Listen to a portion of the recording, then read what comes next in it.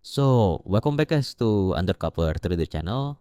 Nah, di video kali ini gue bakal bahas salah satu indikator, yaitu stokastik.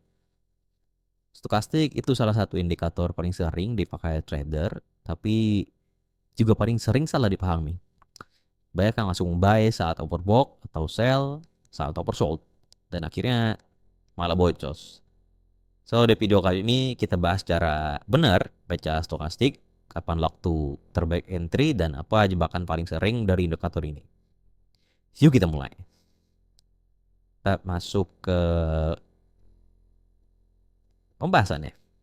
Nah, so yang harus kalian tahu, pertama, stokastik itu, stokastiknya kalau kita bahas stokastik, ini sama satu osilator guys. Nah, jadi kalau stokastik, RSI, dan lain-lain itu namanya adalah osilator. Jadi apa fungsinya osilator ini? Namanya biasa disebut ini kan, stokastik osilator. Jadi fungsinya sebenarnya apa? Fungsinya adalah itu mengukur suatu momentum. Suatu momentum. Nah, makanya kalau kalian lihat kan stokastik itu ada yang kayak gini-gini nih. Jadi gini kan. Nah, itu adalah momentum harga bergerak.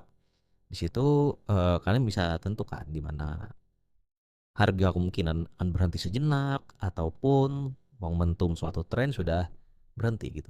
Nah, itu adalah salah satu fungsinya. Karena harus tahu fungsi yang terlebih dulu untuk indikator sebelum kalian memakai indikator itu menurut gua. Nah, stokastik sendiri kalian sebenarnya bisa gunakan akses di TradingView ya. Di sini gua udah pasang eh, stokastik dengan settingan default. Di sini untuk input gue pakai 533. Di sini default dari TradingView-nya, dan style juga sama aja. Upper band itu yang di sini 80, lower band yang di sini 20, dan mid-nya di 50. Itu. Sebenarnya kalian bisa custom juga sih, kayak warna-warnanya terserah kalian saja, tapi gue milih hitam biru biar counter saya guys. Nah, sebenarnya di sini juga kalian bisa gunakan calculationnya, cuman di time frame 5 atau apa, tapi sini gue milih chart gitu. Nah, white for time frame close ini adalah stokastik ini yang akan diupdate gerakannya ketika candlenya itu close gitu. Candle 15 yang di jalan close terus diupdate dari stokastik. Jadi sebenarnya ada dua yang ingin gua sampaikan di sini terkait stokastik, yaitu golden cross. Mungkin kalian udah tahu ya, golden cross, dan juga dead cross. Jadi apa sebenarnya golden cross dan dead cross? Jadi golden cross itu adalah ketika stokastik ini berada di bawah 40 nih. Karena sorry, mediannya 50 dan berada di bawah 50 menuju di lower band di 20. Kalau garis hitam dan garis biru tadi bersilangan, itu namanya golden cross. Artinya tren itu momentumnya untuk bearish agak berkurang dan siap untuk melambat. Bukan berarti reverse ya, melambat sejenak dan lain-lain.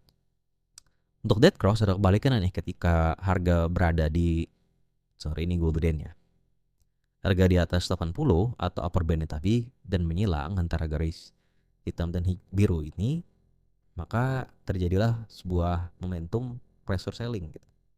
Nah, pertanyaannya, ini kan berada di 80 nih.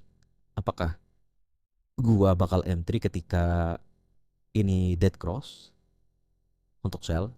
Nah, itu yang biasa terjadi kesalahan ketika kita menggunakan indikator. Jadi sebenarnya stokastik ini sendiri digunakan untuk trend.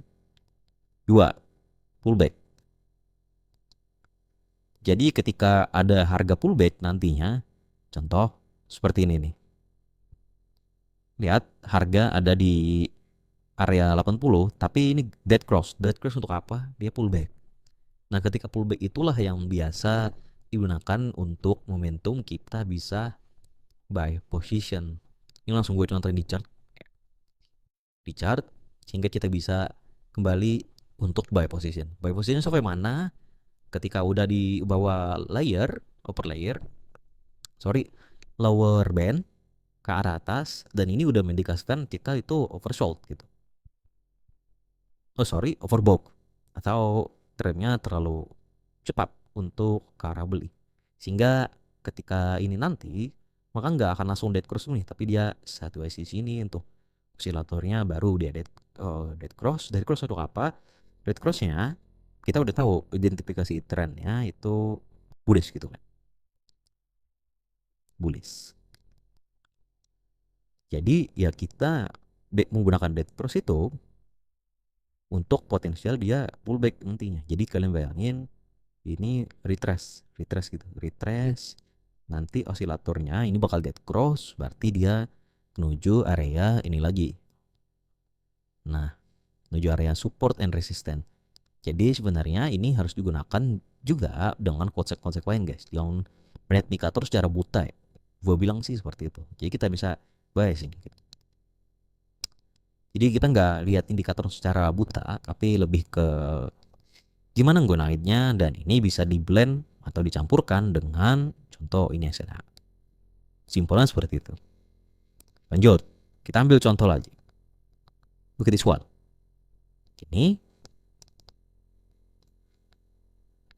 lihat harga yang ada di sini itu kenapa sih dead cross di sini dan valid dead crossnya itu well. Kita bisa lari ke high time frame-nya.